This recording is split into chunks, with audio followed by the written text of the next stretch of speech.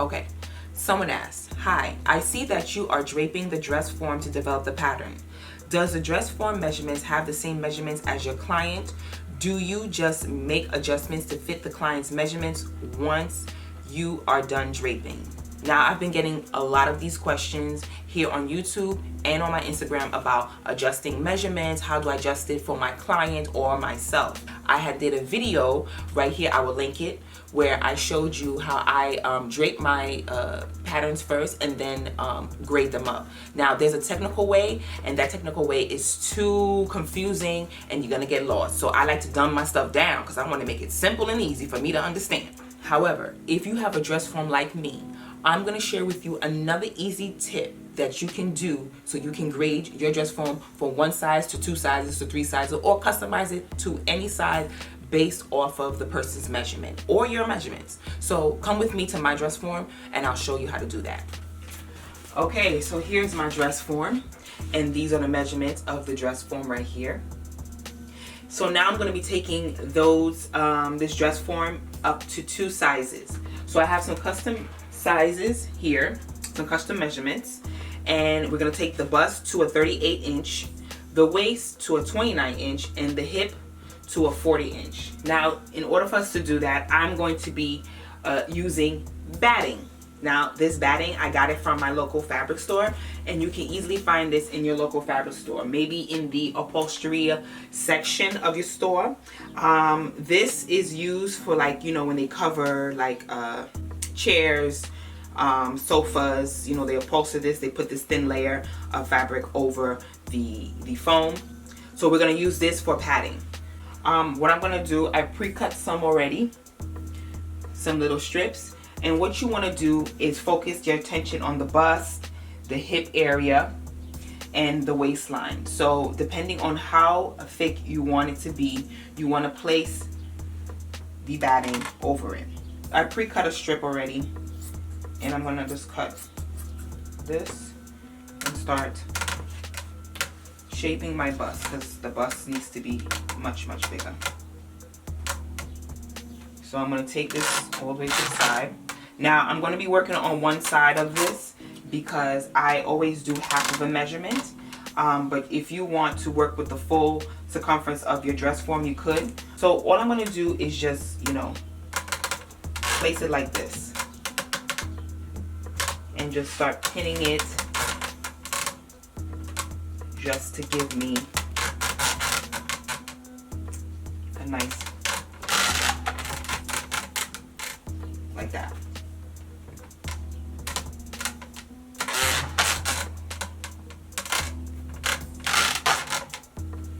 And all you want to do is just keep shaping it like that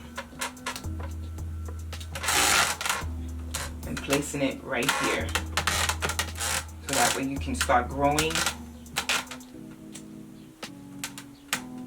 and building the size.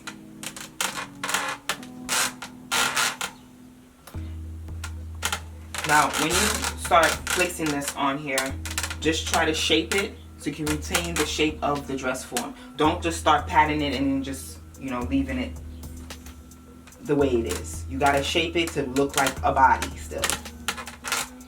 So the more pins, the better. So now we gotta build this out too. Take this piece and put it right here. Connect it right here, because you still want to have a hip shape.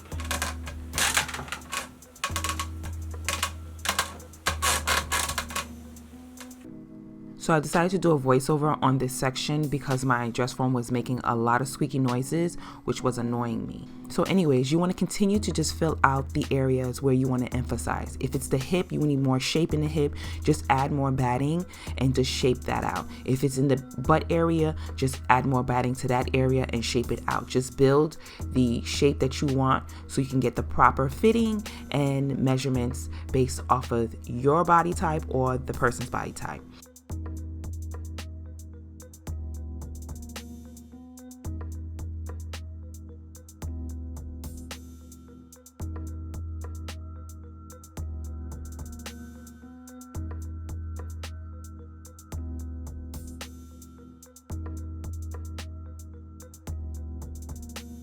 And when you get to size 10, 12, 14, 16, 18, you want to bring the batting all the way up to the shoulder seam, as you see me here. And this is because your armhole will get bigger.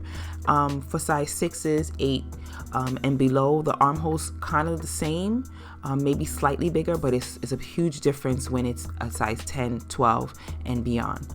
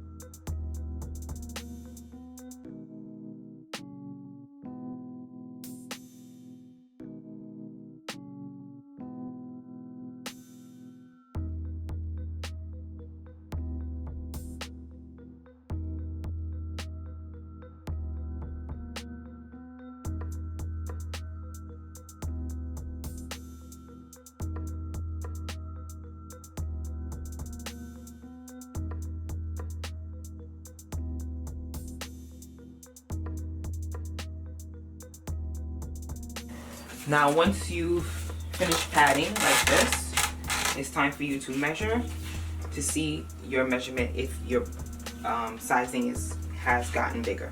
So mine is half of 38, the bust, so it's 19. So let's see if it's 19. And it's 19 inches here. The waist is 14.5 and it's 14 and a half. My waist, and then the hip, and it's 20. So now if you feel like it needs more, you add more to it by padding it like that if you need more in certain areas. So right now this is looking good. You want to go ahead and clean this up and take some of these extras out. Follow this armhole. So this is your new armhole shape.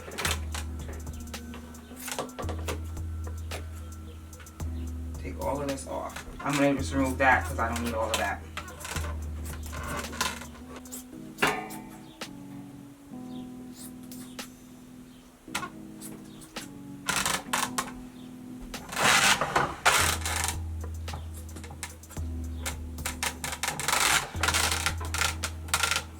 So now that this is fully done, it is time for us to cover it, okay? Because these bumps is not going to be good when you're like draping and stuff. So what you're gonna do is you can use ITY or you can use, I'm using Interlock stretch fabric, and I'm just gonna go ahead and layer this on top and smooth it out.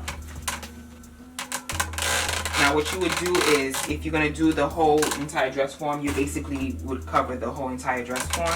But since I'm going with half, I'm going to do just half. Now all I'm doing here is just stretching and fitting this over the batting so that way it can be nice and smooth. You don't want to stretch too much where you start losing some of the measurements. So you just want to stretch enough to kind of smooth everything and still give it its shape. So here I'm just going to continue to do that and also do it for the back as well.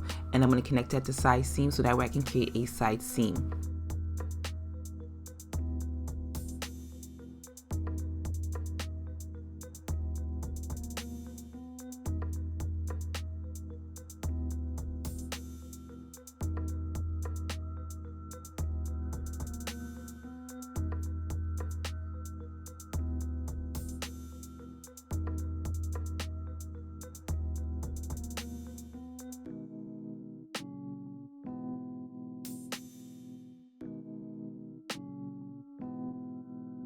So this is it, okay?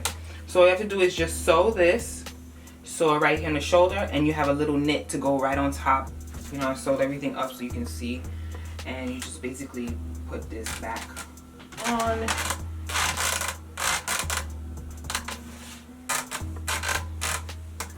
So now you have a bodice that's 2 sizes up. the difference between this and this one. Now, if you wanted to continue padding this, making more of a bigger bust, you can easily use the scraps and just unpin this and just fill it in.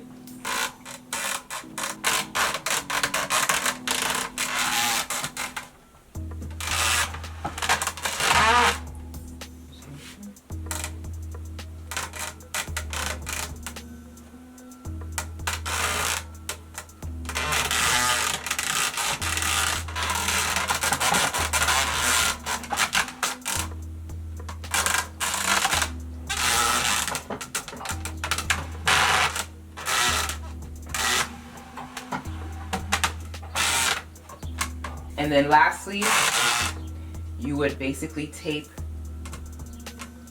your dress form with all the